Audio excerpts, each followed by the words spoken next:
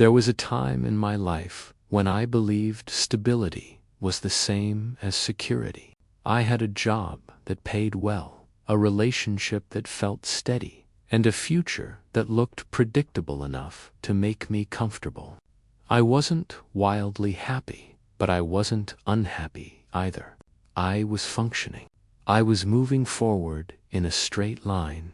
And in my mind, that was enough. Looking back, I realize how tightly I was holding on to that version of my life. Not because it was perfect, but because it was familiar. Familiar routines, familiar conversations, familiar expectations. I mistook familiarity for certainty, and certainty for safety. Then, within a matter of months, everything shifted. The company I worked for collapsed unexpectedly. Financial problems that no one had mentioned publicly suddenly surfaced. Meetings were called. Emails were sent. Offices closed. What I thought was permanent disappeared almost overnight. I remember sitting at my desk on the last day, staring at the empty walls, trying to understand how something so stable could vanish so quickly. At first, I told myself it was temporary. I updated my resume. I applied for new positions. I stayed optimistic in conversations with friends. I repeated confident phrases out loud, as if speaking them would make them true. It's just a transition. Something better will come. This might even be a blessing. But as weeks passed and rejection emails accumulated, something inside me began to crack. My savings shrank. My confidence followed. Each unanswered application felt less like a delay and more like a quiet verdict. Around the same time, the relationship I had depended on began to feel fragile. Stress does strange things to people. It exposes insecurities that were previously hidden. Conversations became shorter. Silences became heavier. We both sensed that something was changing, but neither of us knew how to name it. One evening, she looked at me with a softness that hurt more than anger ever could. She said she felt we were growing in different directions. Not in a dramatic way, not with accusations, just a quiet recognition that the future we once imagined no longer felt aligned. When she left, the apartment felt unfamiliar, not because the furniture had changed, but because the silence had. It felt louder, more permanent. Within 3 months, I had lost my job, my relationship, and the sense of direction I had built my identity around. It wasn't just external loss, it was internal collapse. The version of myself who knew what came next no longer existed. People often imagine that losing everything feels explosive. They picture dramatic breakdowns, tears, anger. My experience was different. It was quiet, almost numb. I woke up each morning unsure of what the day required from me. Without work, without shared plans, without structure, time stretched strangely.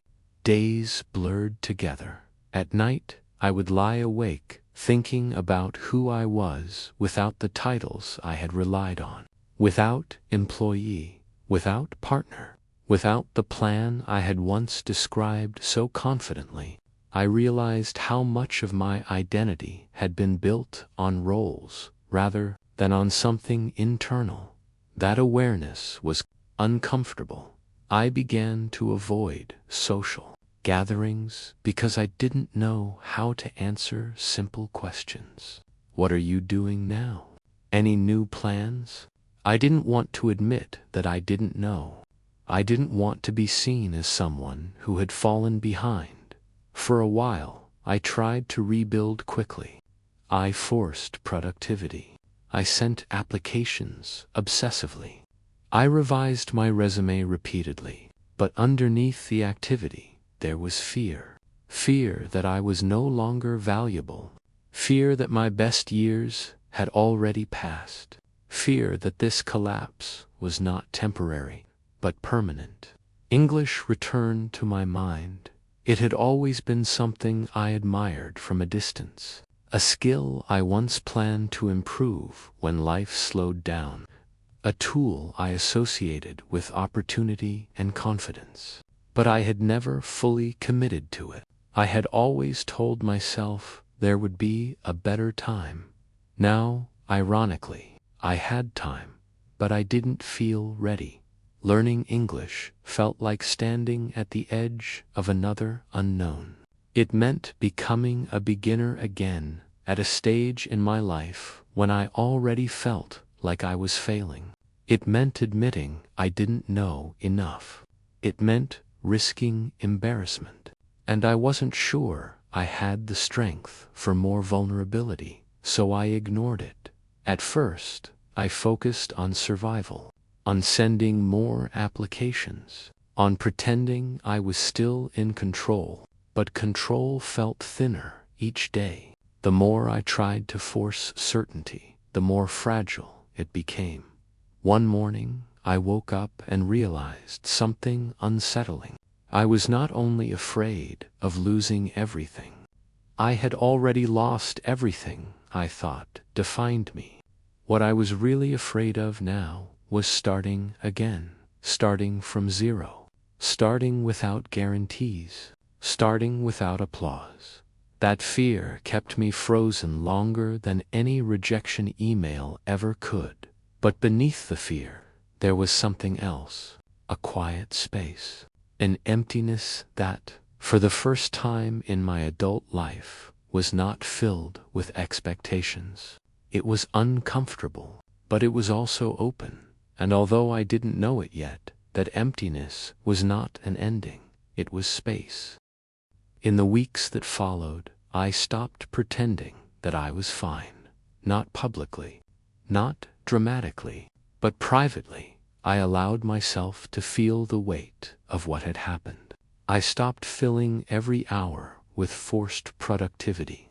I stopped convincing myself that everything was under control. For the first time in years, I had no structure imposed on me from the outside, and that absence was unsettling.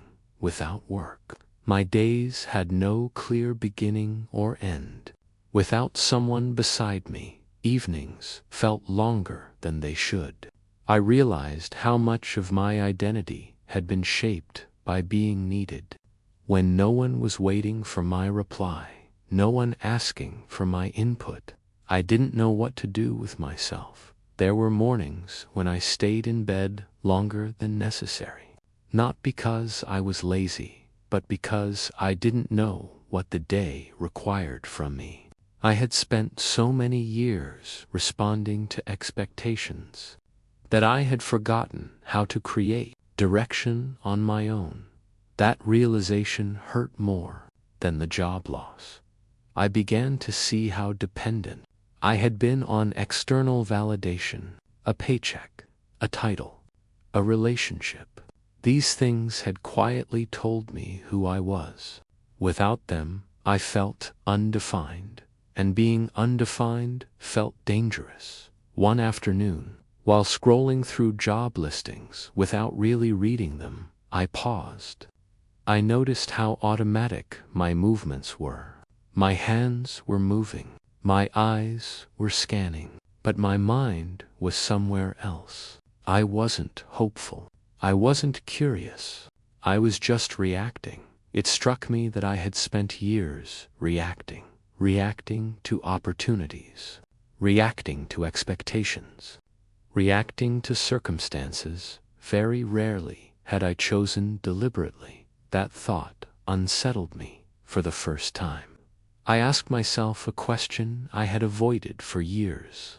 If I had to rebuild my life from zero, what would I build differently? The question didn't bring immediate clarity. It brought silence. In that silence, English appeared again, not loudly, not as a solution, just as a possibility. I remembered how, years ago, I had imagined speaking confidently in another language. I had imagined traveling more freely, expanding my world. I had always postponed it because I was too busy building stability. Now stability was gone. For the first time, the excuse disappeared.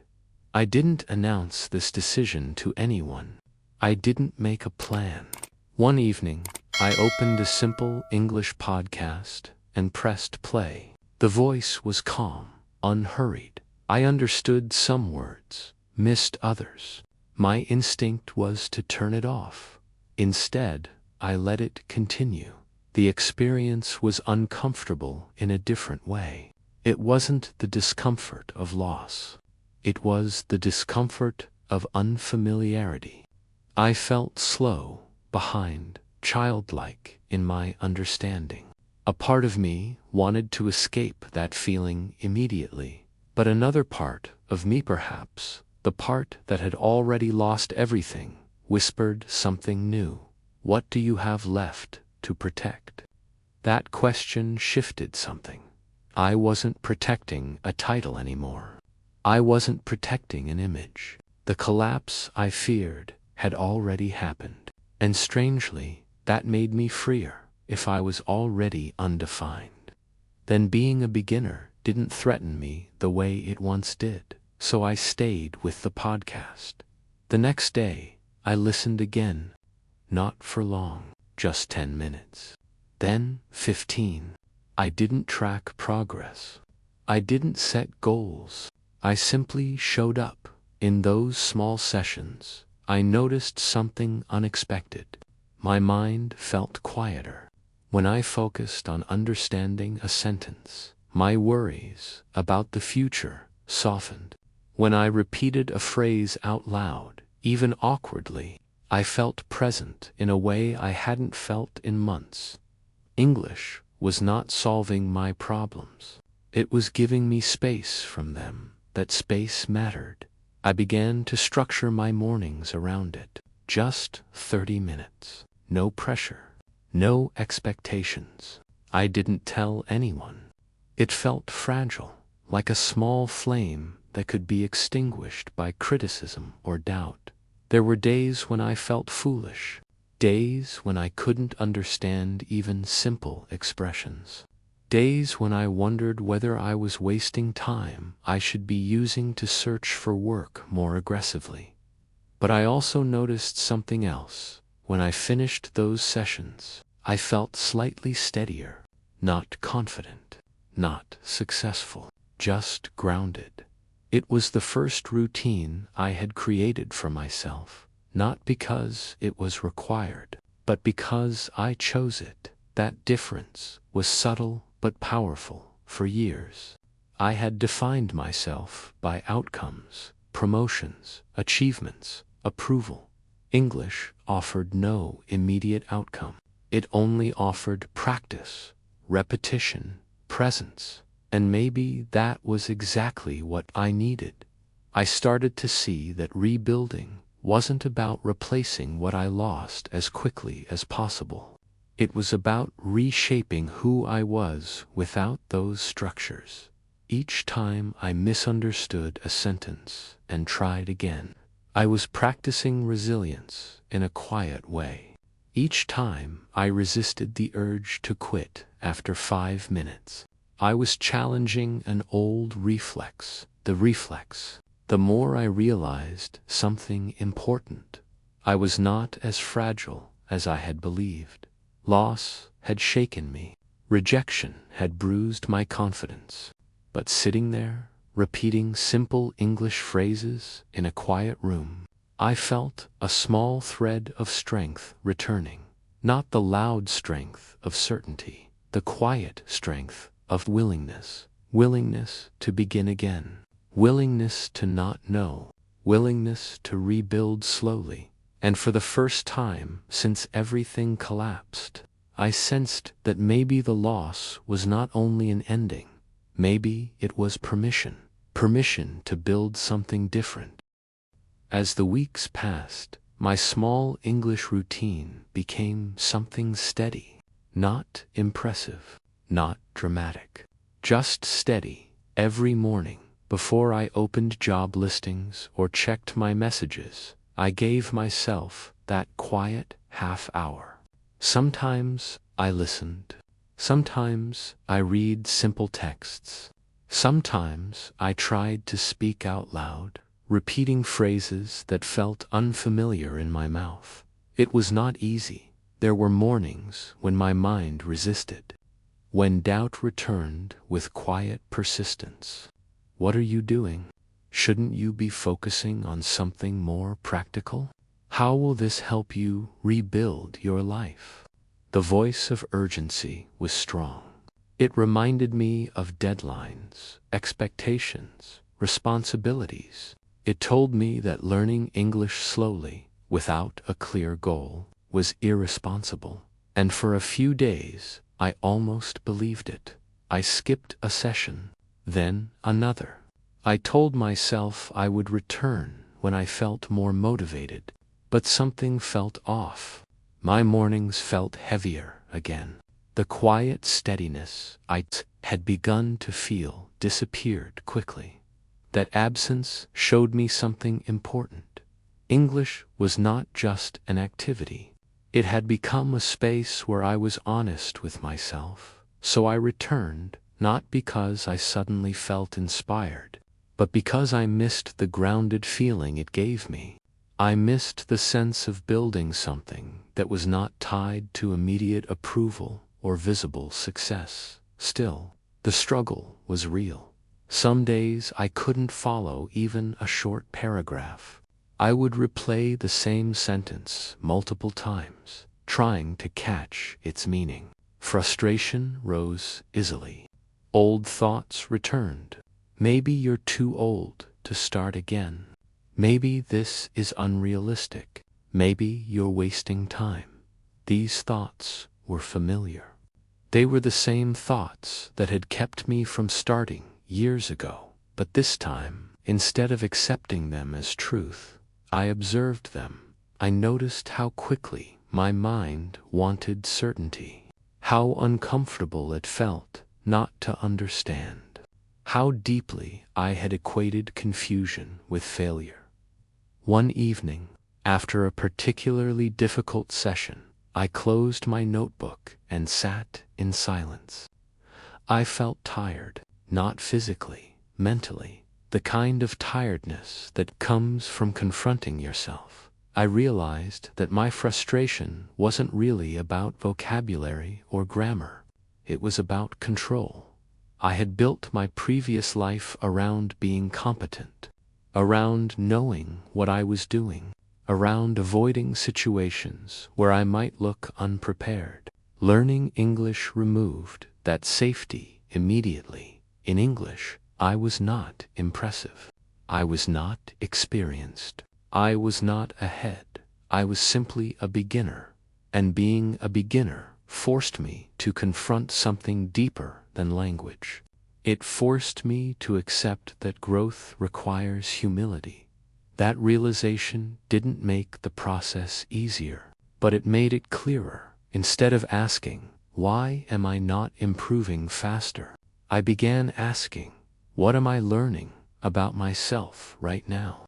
I noticed how impatient I was with my own mistakes, how quickly I judged myself, how reluctant I was to speak out loud for fear of sounding wrong. So I challenged myself gently. I recorded my voice, reading simple sentences. The first time I listened back, I felt embarrassed. My pronunciation was uneven. My rhythm was awkward. I almost deleted the recording immediately, but I didn't. I listened again, and something unexpected happened. Instead of hearing failure, I heard effort. Instead of hearing weakness, I heard courage. I was not fluent, but I was trying. That moment was small, but it shifted something. For years, I had measured myself by results. Now I began measuring myself by willingness. Willingness to try again. willingness to sound imperfect, willingness to continue despite slow progress. One afternoon, while listening to a story I had struggled with before, I realized I understood it almost completely. Not perfectly, but enough. I didn't need to translate every word. The meaning flowed naturally. The realization came quietly. There was no celebration, no dramatic breakthrough, just a calm awareness. I am understanding. It felt different from achievement. It felt earned. That understanding was not only about English, it was about patience, about consistency, about staying long enough for growth to happen invisibly. I began to trust the process more, not blindly, but realistically. I saw how small daily effort accumulated, how repetition slowly built familiarity, how confusion softened with exposure. More importantly, I noticed how my internal voice changed. It became less harsh, less urgent, less fearful. When I made mistakes, I corrected them without panic. When I didn't understand something, I reminded myself that not understanding was part of learning. This gentler relationship with myself extended beyond language. When I applied for jobs, I no longer felt desperate. I felt steady. Rejections still arrived, but they didn't shake me as deeply. I had practiced facing discomfort every morning. English was no longer just rebuilding a skill. It was rebuilding my resilience. I started to see my life differently. The collapse that once felt like proof of failure began to look like interruption, a forced pause that revealed how fragile my previous stability had been. Now, instead of chasing quick reconstruction, I was building something slower, something internal. I didn't know where it would lead. I didn't know what role English would ultimately play in my career or opportunities. But I knew it was changing me. It was teaching me to stay when things were unclear, to accept slowness without shame, to rebuild identity from the inside out. And that shift felt more valuable than any title I had lost.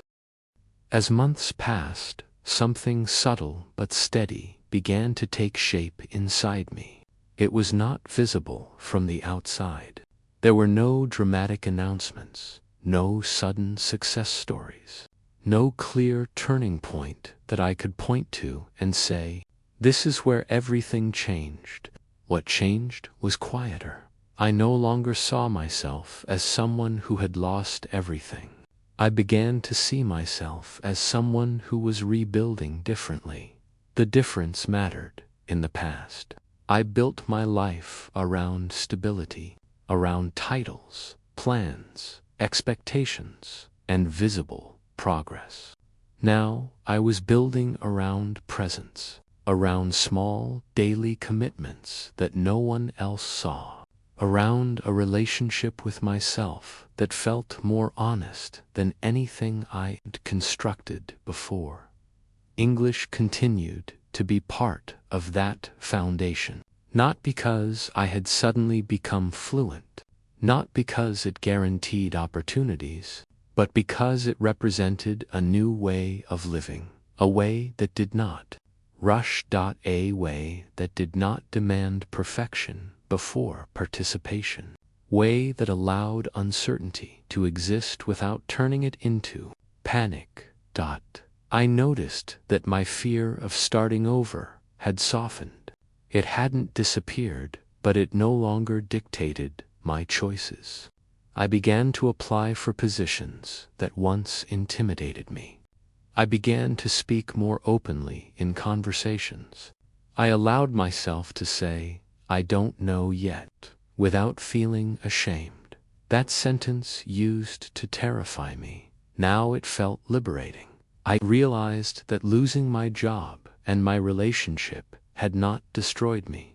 It had stripped away identities that I had depended on, and beneath them, there was still something intact. There was willingness to try again, willingness to learn slowly, willingness to be seen as unfinished. That willingness became my new stability. Eventually, an opportunity appeared, not a perfect one, not a dramatic breakthrough, but a position that required communication with international clients. In the past, I would have hesitated. I would have told myself I wasn't ready. I would have waited for more confidence. This time, I applied. During the interview, I was nervous. My English was not flawless. I paused to find words. I corrected myself mid-sentence. But I stayed present. I didn't apologize excessively. I didn't retreat into silence. When the interview ended, I didn't know what the result would be. But I felt something more important. I felt proud, not because I performed perfectly, but because I showed up. A week later, I received an offer. It wasn't glamorous. It wasn't a dramatic success story, but it was earned. And more importantly, it felt aligned with who I was becoming. The job itself was not the real transformation. The transformation had already happened quietly in my room. During those mornings when I chose to stay with discomfort instead of escaping it, I began to see how different my life felt now. I was still rebuilding. I still had uncertainties, but I no longer equated uncertainty with danger. I no longer believed that identity depended on constant achievement. English became more than a skill.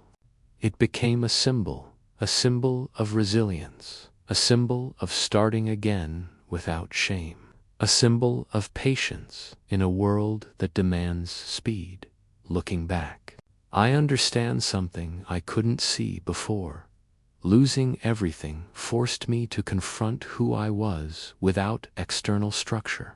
It exposed my fear of failure, my dependency on validation, my habit of avoidance. But it also gave me space to rebuild intentionally, space to choose growth over protection, space to define success differently. I used to believe success meant stability that could not be shaken.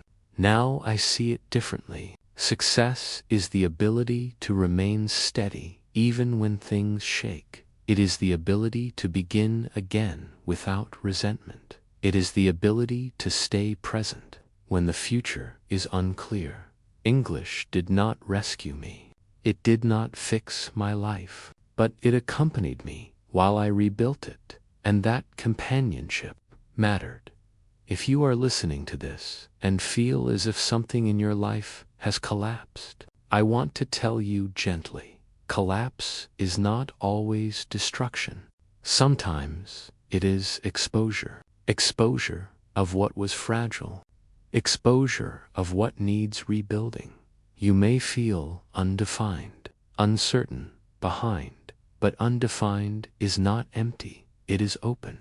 You may think you need to regain what you lost in order to move forward. Sometimes what you truly need is to rebuild differently. You do not have to rush. You do not have to prove anything immediately. You do not have to be fluent in language or in life before you participate. You only need to stay. Stay with discomfort. Stay with learning. Stay with yourself. Everything I lost once felt like an ending. Now I see it as a beginning I would never have chosen, but one that shaped me in ways success never could.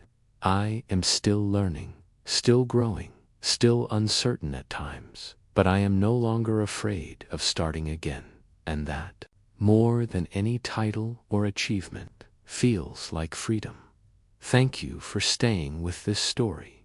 If there is one thing I have learned, it is this: you do not need to have everything in order to begin. Sometimes, Losing everything is what finally teaches you how to build something real. Quietly, slowly, one day at a time.